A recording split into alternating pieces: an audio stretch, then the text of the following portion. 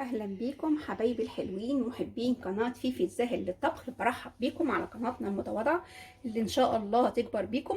بشكركم جدا جدا جدا من كل قلبي على الكومنتات الجميله اللي انتوا كتبتوها لي على الفيديو بتاع الكوارع. يا رب ان شاء الله اكون عند حسن ظنكم واعمل لكم دايما كل ما هو جديد ومميز، ويكون سهل وبسيط ان شاء الله وما ياخدش مننا وقت كتير. احنا النهارده هنعمل مع بعض الفراخ. طبعا انا هعمل دبابيس، ممكن حضراتكم تعملوا فراخ كامله تقطعوها. بتقطعي الفرخه 8 عشان كل ما تكون متقطعه اصغر كل ما بتكون افضل. انا هعمل النهارده الدبابيس.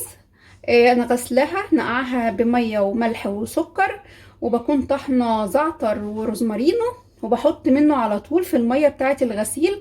غسيل البط والفراخ والكوارع، وعندي البرطمان ده اساسي في غسيل اي حاجه من دي. معانا بصلتين 2 كبار مقطعاهم جوانح.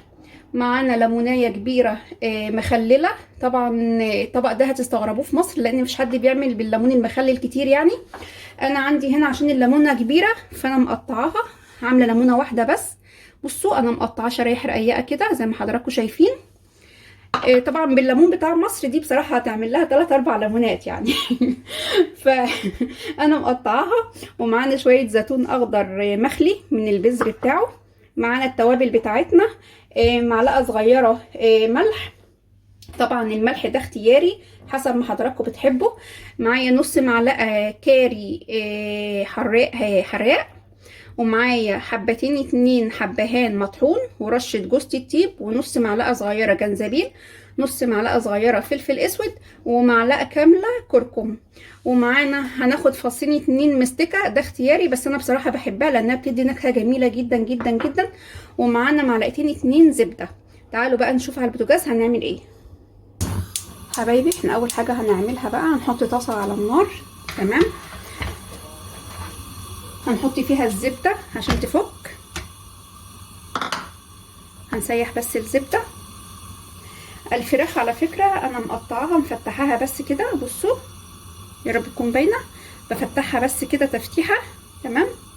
طبعا هتلاقوا ممكن تلاقوا حاجات صغننه جدا، ده من الزعتر اللي انا غاسله بيه لانه بيكون مطحون فبيمسك طبعا بعض حتت منه بتمسك في الفراخ، بس ما تقلقوش ما شاء الله بتبقى جميله يعني، المهم انها تكون نضيفه وحلوه. انا بقى هسيح الزبده.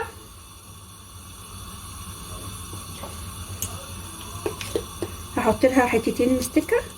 طبعا المستكه يا جماعه بتدي ما شاء الله ريحه وطعم جميل قوي، بالذات في الحاجات دي. وفي الرز انا بحبها جدا بصراحه، انا ما بستغناش عنها تقريبا في كل اكلاتي يعني. هي معلش بتكون غاليه شويه بس يبقى منة ربنا بتكون جميله. بصوا حبايبي احنا سخنا الزبده والمستكه خلاص داشت فيها اهي ان شاء الله. هنزل بقى عليها بالفراخ.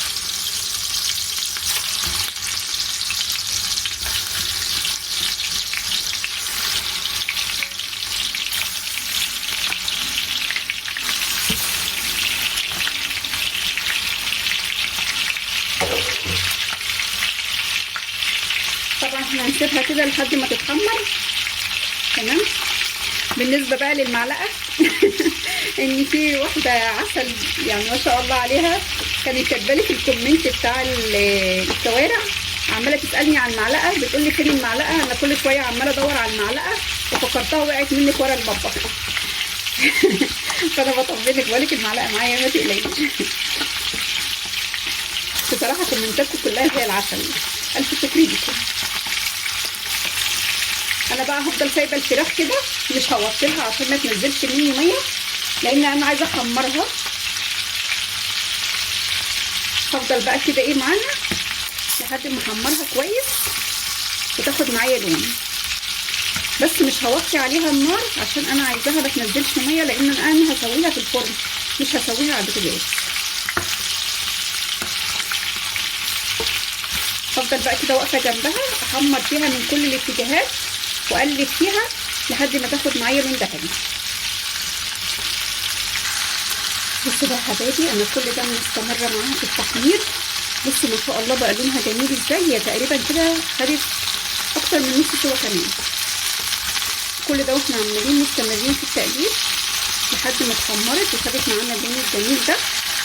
في ملحوظه حابه اقولها لحضراتكم، اهم حاجه الصينيه اللي هتشوحوا فيها او الطاسه اللي هتشوحوا فيها تكون ما بتلزقش، لانها لو بتلزق هتبهدل لك الفراخ وهيبقى شكلها مش ظريف خالص. تمام. انا عندي خلاص احمرت وخدت اللون الجميل ده. وخلي بالكم برضو لانها بتعمل فرطشه، هتاخدوا بالكم من حاجه زي كده. لو عندكم الغطا بتاع الفرطشه ممكن تحطوا عليها. هنا بقى في المرحله دي هحط عليها البصل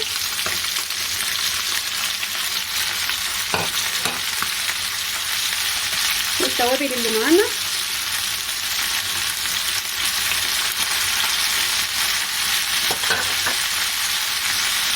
هنقلبهم برضو كويس مع بعض.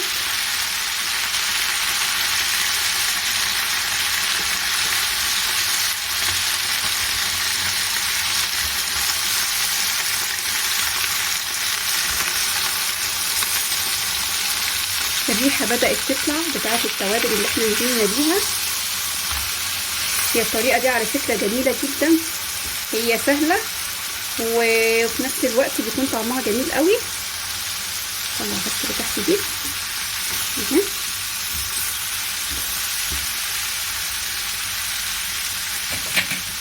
كده بقت ما شاء الله اهي. ريحه التوابل طلعت معانا. بصوا كده بقى هياخدوا تشويحه مع بعض وهياخدوا طعم بعض عشان الفراخ اللي معانا تتحمر بالتوابل اللي احنا حطيناها وتشرب ملحها. احنا برضو مش هنحط لها ميه ولا اي حاجه. انا بقى في المرحله دي هقلبها كده. انا مش هحط لها اي حاجه دلوقتي تاني. هوطي النار عليها. انا قلبتها كده كويس. هوطي النار عليها واغطيها شويه. هنسيبها متغطيه شويه وكل حبه هنبص عليها عشان ما تتلسعش مننا. تمام. انا كده بقى في المرحله دي هوطي عليها النار وهسيبها 10 دقايق وهرجع لها تاني ابص عليها. لو لقيتها لسعت مني هحط لها شويه ميه. انا برضو مع حضراتكم في الخطوات. حبايبي احنا هنبص تاني على الفراخ اهو. بصوا هي نزلت ميه. احنا كل ده ما حطيناش فيها اي حاجه. بصوا ما حطينالهاش ميه، هي نزلت ميه مع البصل. برضو هنقلب فيها. هي كده بسم الله ما شاء الله اهي. بصوا والله الريحه جميله. نفسي يعملوا اليوتيوب بالريحه والله يا جماعه. نفسي اللي بيتفرج يشم الريحه بتاعه الاكل. لان هقلب بالمعلقه عشان العصفوره اللي كانت بتدور على المعلقه المره اللي فاتت. ثواني كده اهي. المعلقه اهي والله يا جماعه. بصوا طبعا احنا دقنا الملح والليمون اللي عندنا لو هو حادق ماشي انقعوه في ميه عشان ما يبقاش حادق في الاكل. بصوا ممكن بقى تسيبوها كده في الصينيه. لو حضراتكم حابين ان انتوا تسيبوها كده في الصينيه تسيبوها عادي. انا بس هغطي عليها. لو حابين تسيبوها كده في الصينيه وتحطوا عليها الليمون والزيتون حطوها وسيبوها عادي. لكن انا بصراحه هحطها في الطاجن لان هقدمها فيه وهدخلها في الفرن بس 10 دقايق وهطلعها. انا كده عندي الفراخ خلاص استوت اصلا. هجيب الطاجن اللي انا هدخل فيه الفرن. بسم الله. هحط بقى الفراخ في الطاجن بتاعنا. بسم الله الرحمن الرحيم. هنرصها كده في الطاجن. طبعا لو حابين تسيبوها كده في الصينيه وتكملوها كده مفيش مشكله، بس انا بصراحه هدخلها الفرن.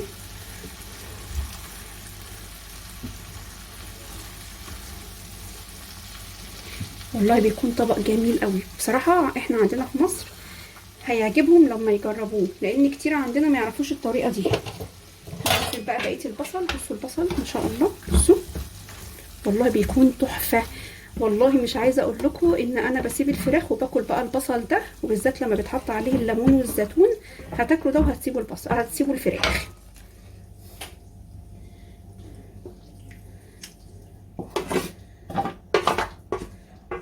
طبعا احنا كده نزلناه اهو. هاخد الليمون بتاعي. طبعا انا مش هسيب اي حاجه في الصينيه يعني. هناخد كل اللي في الصينيه عشان الطعم ده احنا عايزينه. نقلبه كده. الطعم ده بقى ما شاء الله مع العيش بيبقى تحفه تحفه تحفه تحفه. والزيتون والله دول بيبقوا احلى بالفراخ.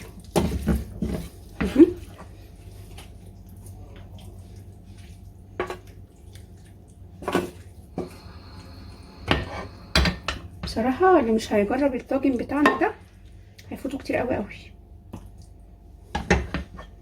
بصوا بصوا شكل الطاجن، بصوا ما شاء الله. انا كده بقى هدخله الفرن شويه. عندي الفراخ خلاص استوت. لو حابين في المرحله دي تحطوا له ربع كوبايه صغيره ميه مفيش مشكله، بس انا بصراحه بحبه كده، ما بحبوش ميه كتير يعني. تمام. انا بقى كده هدخله الفرن بس ياخد شويه كده في الفرن 10 دقايق وهطلعه. حبايبي دي شكل الفراخ بتاعتنا بعد ما طلعت من الفرن. طبعا احنا اطمنا ان الفراخ مستويه كويس جدا ما شاء الله. طبق جميل، وده عيش احنا هنقدمه معاه، احنا اللي خابزينه برضو في الفرن.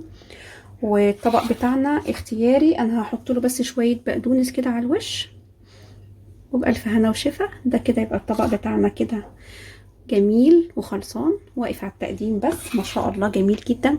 اتمنى ان شاء الله تجربوه. وما تنسوش لو عجبكم الفيديو تعملوا لايك وشير للقناه، تكتبوا لي كومنت حلو وتدعوا لي دعوه من قلبكم. اشوفكم ان شاء الله في فيديو تاني جديد ومميز مع فيفي السهل للطبخ.